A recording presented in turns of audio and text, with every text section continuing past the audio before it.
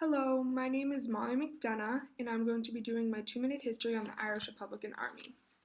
So, the Irish Republican Army, which is also known as the IRA, are groups of paramilitary movements. This is an unofficial force. They are usually set up like military forces. The IRA was active during the 20th and 21st centuries and were officially formed in 1917. They were standing up for Ireland republicanism, which is the idea that Ireland has its own independence, and they believed that political violence was needed to achieve this. So on this slide, I just have a couple of movements they were part of just to give you an idea. During the time period of 1916, the IRA was considered one of the most dangerous terrorist organizations. The Bloody Friday bombings were an attack on Belfast, which is the capital of Northern Ireland, that killed 9 people and injured 130.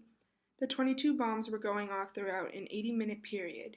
It's said that the city of Belfast looked like it was under artillery fire because of all the smoke and debris from the bombs.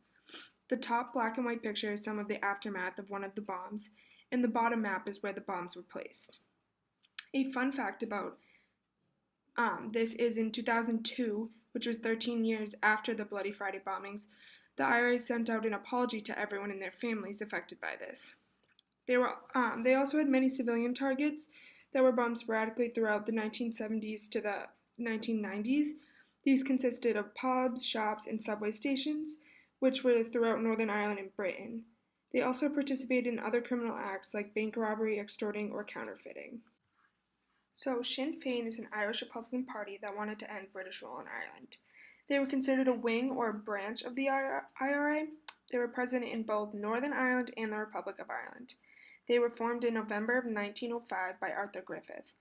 At the convention of the National Council, Griffith stated their policy, which is to establish in Ireland's capital a national legislature endowed in the moral authority of the Irish nation. Sinn Féin was the public political voice, while the IRA was the armed campaign, but Sinn Féin was not recognized until 1997. So in relation to this course, William Butler Yeats was an Irish poet and one of the most important poets in the 20th century.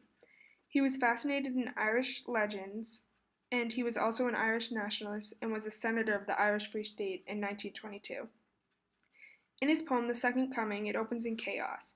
He's using religious imagery to explain the so-called darkness of the world. I believe that some of this darkness or violence has a lot to do with the IRA.